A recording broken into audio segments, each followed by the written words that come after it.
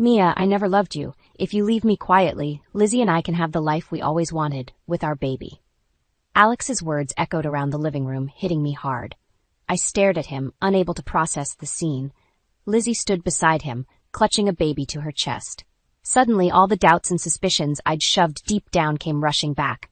I forced myself to stay calm. You what? I realized I never stopped loving Lizzie. We deserved to be a family. His voice was steady, as if he'd rehearsed this speech 100 times. Lizzie looked at me with an almost pitying expression, but her eyes held a hint of triumph. I knew any reaction they expected would be for me to cry or beg, but that wasn't going to happen. Fine, I said coldly, my tone surprising even myself. I agree to the divorce. Alex seemed taken aback by my quick acceptance. Are you sure? It's for the best, Mia. Yes, I'm sure. I turned and walked to the kitchen, needing a moment of solitude. The implications of their betrayal washed over me like icy water, but I couldn't let them see me falter. I had to play it smart.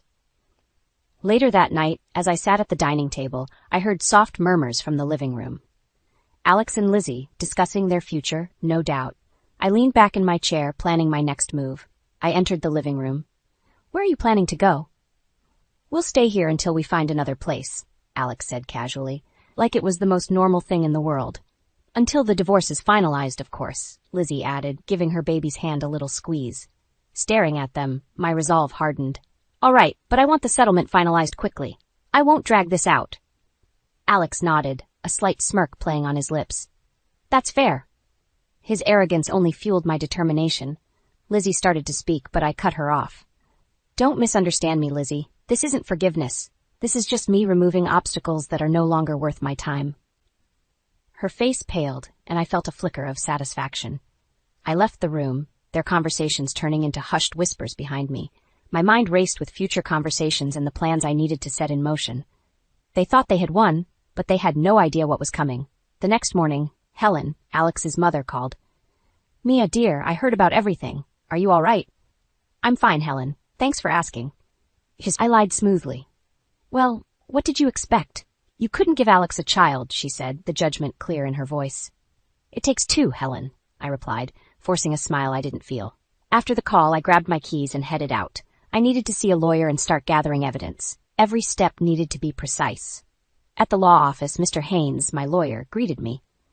Mia, what brings you in today? I need to file for divorce, I stated, a calm I didn't quite feel washing over my words. He looked up, concern in his eyes, and nodded. We'll get started immediately. Any terms you have in mind? Yes, I said. I want a significant settlement for their infidelity. They don't get to take everything from me and walk away unscathed. Understood, he replied, jotting down notes. We'll start the paperwork today. As I left the office, I took a deep breath.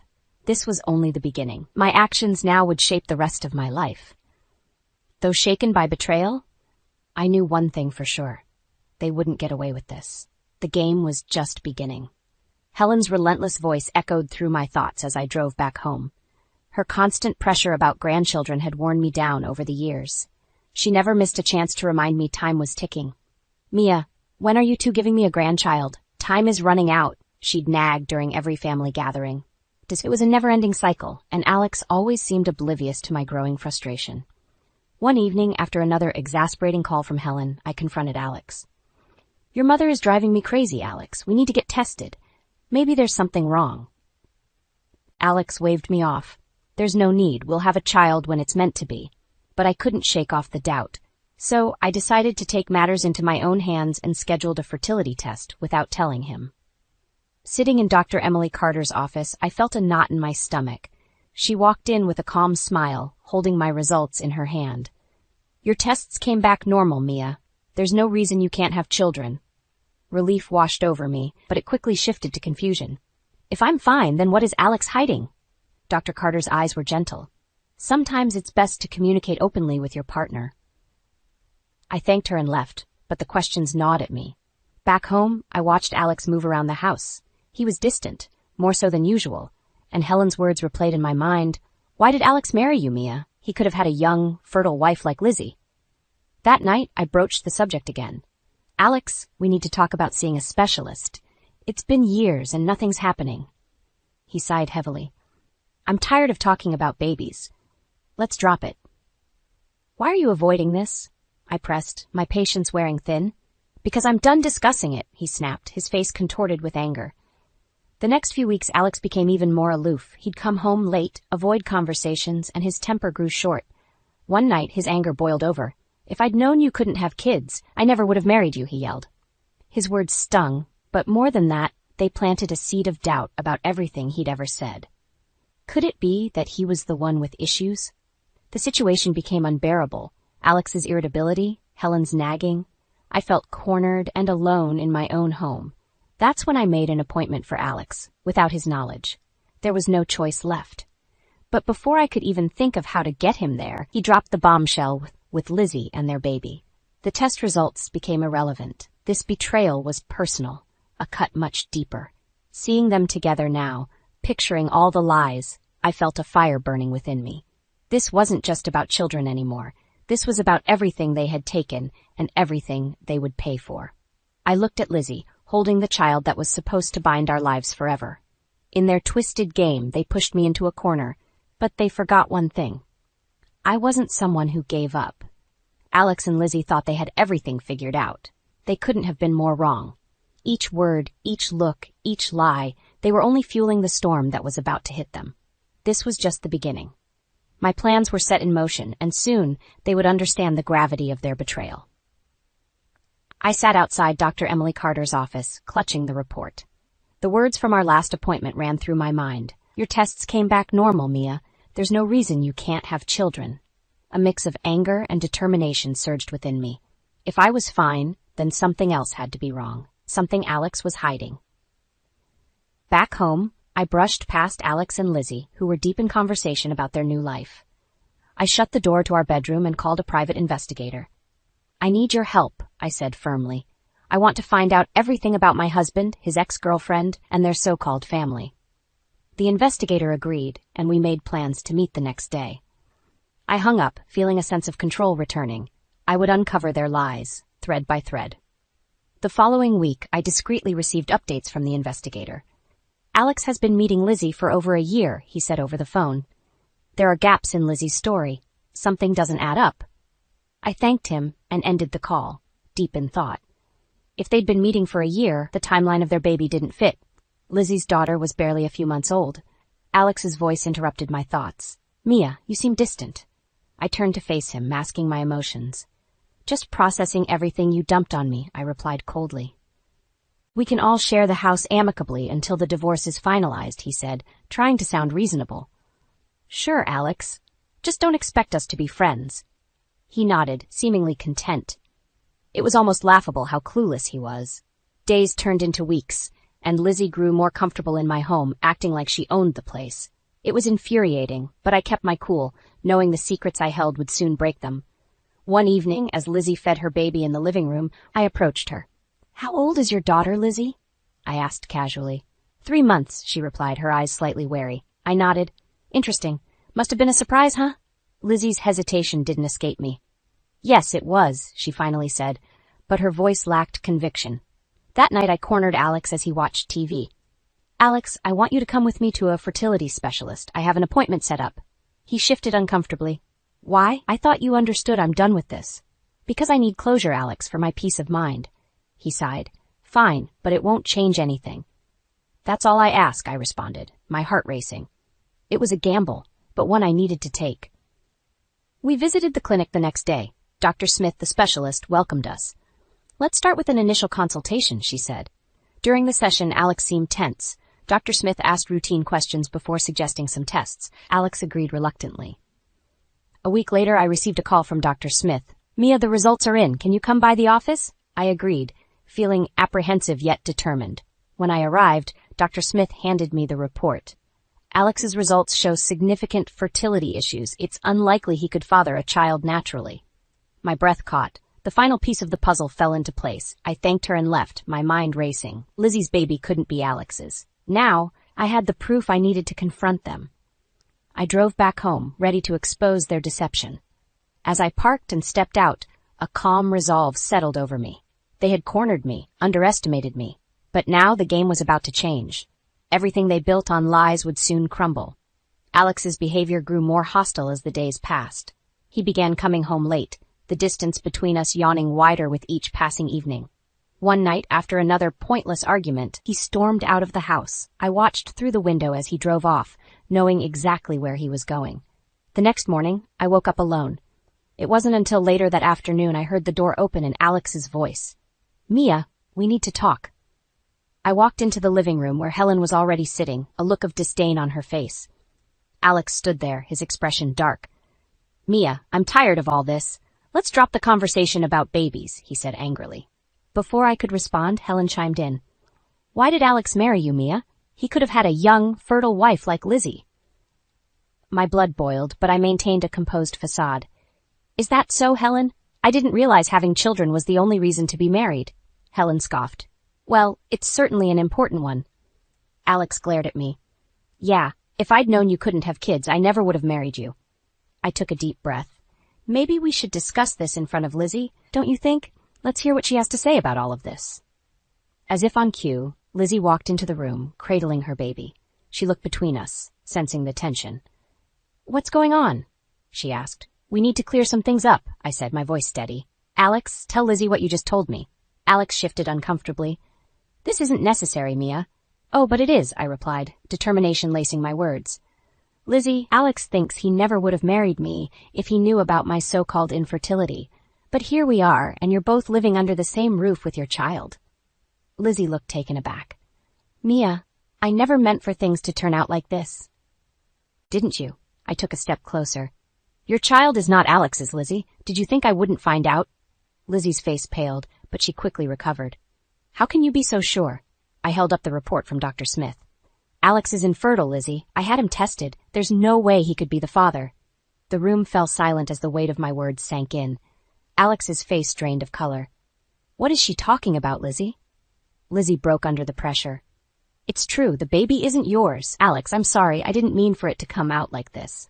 Helen gasped, her judgmental mask slipping. "Wait, if you reconnected last year, how did Lizzie already have a baby?" Alex looked devastated, his world collapsing around him. He stumbled back, his voice a whisper. "You lied to me." Lizzie's eyes filled with tears. "Yes, but only because I was scared to lose you." I watched the chaos unfold, a strange sense of satisfaction washing over me. The truth was out, and now they'd have to deal with the consequences of their actions. The room fell into a tense silence. Alex looked at me, a mix of anger and despair in his eyes. "Mia, what have you done?" I met his gaze evenly. "I did what you forced me to do, Alex. Now all of you will face the outcome of your lies." With that, I walked out, leaving behind the shattered remains of their deceit. The plan was in motion, and there was no turning back now. I stared at the sprawling divorce papers spread across the kitchen table. Alex and Lizzie hadn't spoken much since the confrontation. Our home had become a battlefield of awkward silences and stolen glances. Today, I decided to make my next move. I called out to them. "Alex, Lizzie, can you both join me in the kitchen?" They appeared moments later, Lizzie holding her baby while Alex trailed behind looking disheveled. "I have something important to discuss," I began, pointing to the papers. "I want a divorce settlement, a hefty one." Alex scoffed. "You've got to be kidding me. We're raising a child. How do you expect us to pay you?" I crossed my arms. "That's not my concern. You both betrayed me. The least you can do is pay for what you did." Lizzie's face flushed. "You're extorting us while we're raising a baby?" "Have some decency, Mia." "Decency?" I echoed, incredulous. "Did you think about decency when you moved into my home with your lies?" Alex ran a hand through his hair, clearly frustrated. "What's your price?" "Enough to start a new life," I replied coolly. "We can negotiate the exact number, but it needs to be substantial." He shook his head. "You're ruining us, Mia. We don't have that kind of money." "Then figure it out," I said sharply. "You didn't seem to worry about the consequences when you decided to betray me." "Do we have a choice?" Lizzie asked Alex, her tone resigned. "No," I said, answering for him. "You don't. It's either this or a prolonged legal battle that will cost you even more." "You win, Mia," Alex muttered, defeated. "We'll pay what you want. Just give us some time." I nodded. "Good. Get the funds together and we'll have the settlement drawn up. Until then, I'll start piecing together your betrayal." They left the kitchen without another word, the weight of their predicament sinking in. I watched them retreat, a cold satisfaction growing within me. They had thrown me aside like I was nothing, but now they were beginning to understand the price of their deception. Over the next few days, I meticulously went through Alex's documents and Lizzie's timeline. Each inconsistency added to my resolve. Helen, who had been unusually quiet since the revelation about Lizzie's baby, made a rare appearance at the house one afternoon. She cornered me in the hallway. "Mia, this is madness. You're tearing this family apart." "This family?" I laughed bitterly. "Did you stop to think about that when you treated me like dirt, Helen?" Her eyes narrowed. "You're just bitter because you can't have children." And I stepped closer, keeping my voice low but firm. "The only thing I'm bitter about is the betrayal and lies. Maybe it's time you open your eyes to the people you so blindly support." Helen bristled but had no comeback. She left, her footsteps echoing through the empty halls. I knew this was only the beginning. The settlement would just be the first step in my plan. They would learn the hard way that the price of betrayal was steep and unforgiving. So far, everything was playing out perfectly. Each day brought me closer to the freedom and justice I sought. I wasn't just surviving, I was reclaiming my life, piece by piece. As the days turned into weeks, I prepared for the next phase, confident that neither Alex nor Lizzie could escape the fate they had set into motion. For once, I felt a sense of control, a sense of peace, knowing that their actions had finally caught up with them. The day of the confrontation had arrived. Helen, Alex, Lizzie, and I gathered in the living room. My heart pounded, but my resolve was firm. The air was thick with tension as I placed the fertility report on the coffee table for all to see. "I think it's time we clear the air," I began, my voice steady. "There's been a lot of talk, a lot of accusations. Today, we settle everything." "What is this about, Mia?" Helen asked, her eyes narrowing. I pointed to the report. "Helen, here's my fertility report. No issues. So tell me, Alex, whose child is this really?" Alex squirmed in his seat. "We've been over this, Mia. The baby is mine." I shook my head slowly. "The tests say otherwise, Alex. You're infertile." A heavy silence fell over the room. Helen looked shocked, her face paling. "What are you saying?" "I'm saying that Alex cannot have children, which means Lizzie's baby isn't his. They've both been lying to us." I turned to Lizzie, my gaze unwavering. "Why don't you explain?" Lizzie's face turned red, and she shifted uncomfortably, cradling her baby protectively. "Mia, this isn't the time." "Oh, but it is," I interrupted. "This is exactly the right time."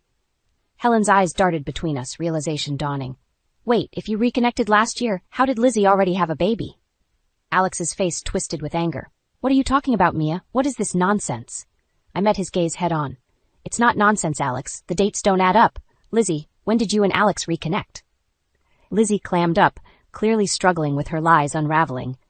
"A year ago," she whispered.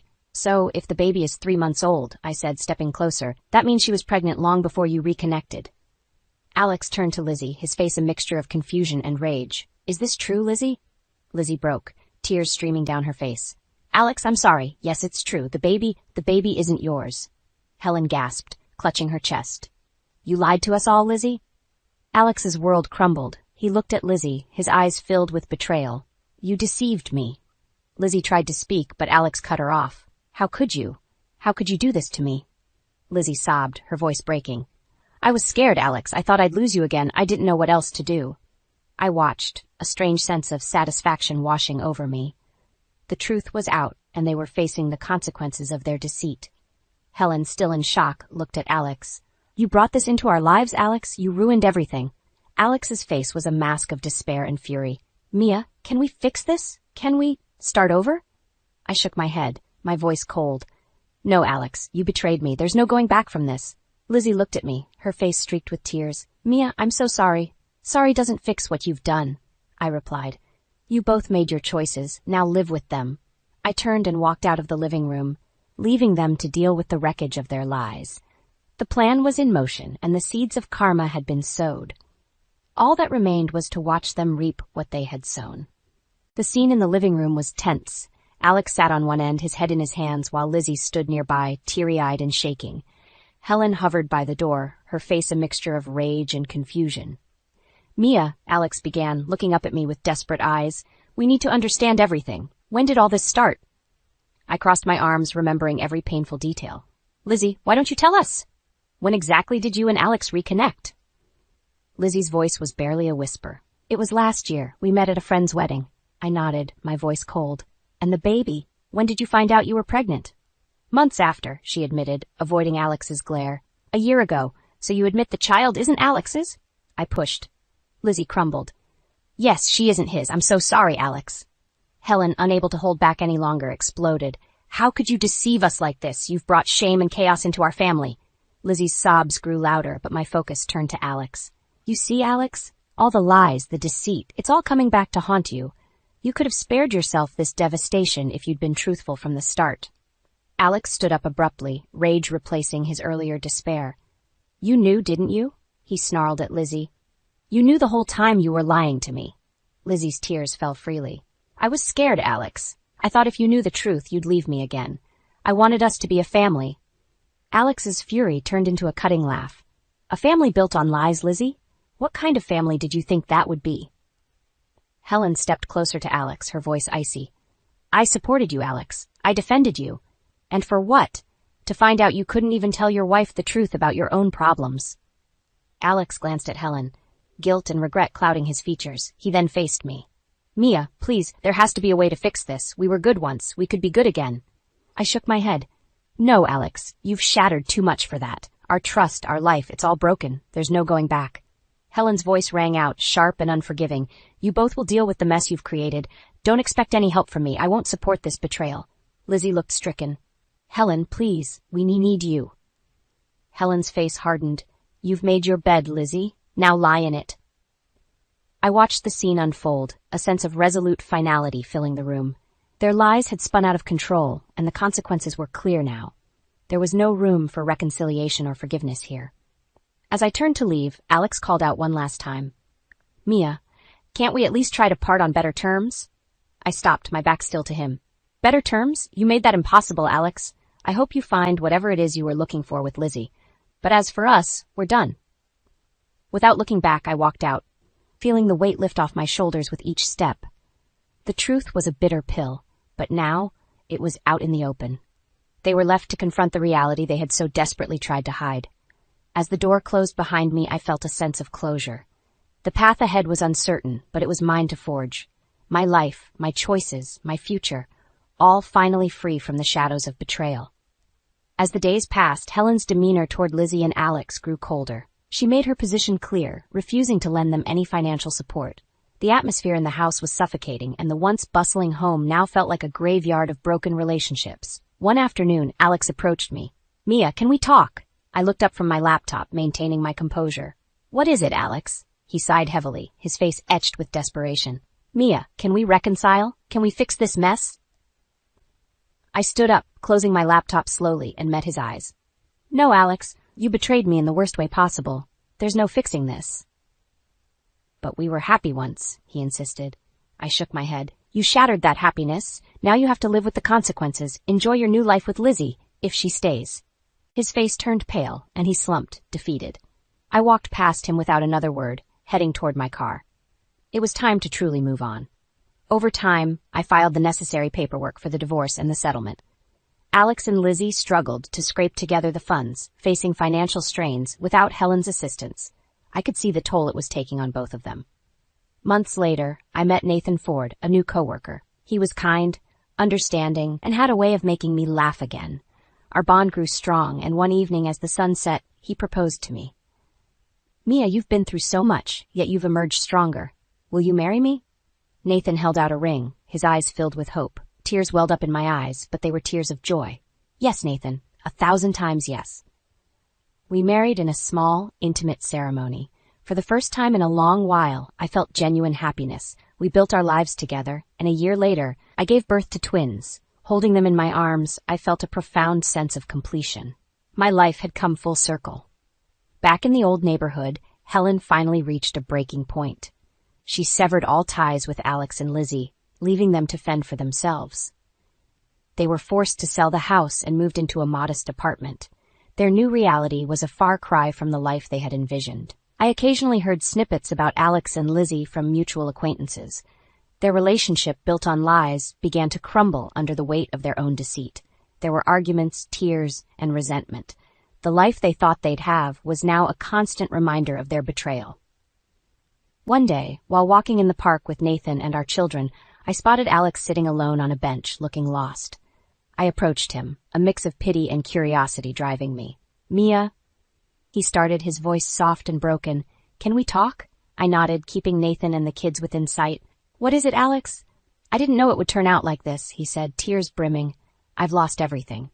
I sighed, feeling a pang of empathy. Alex, choices have consequences. You made yours. Now you live with them. He nodded, tears falling freely now. I'm truly sorry, Mia, for everything. I offered a small, sad smile. I hope you find a way to rebuild your life. Goodbye, Alex. I turned back to my family, feeling an overwhelming sense of relief and closure.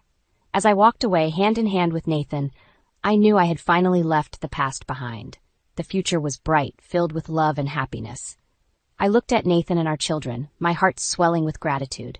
Life had tested me, but I had emerged stronger, and now I was ready for whatever came next.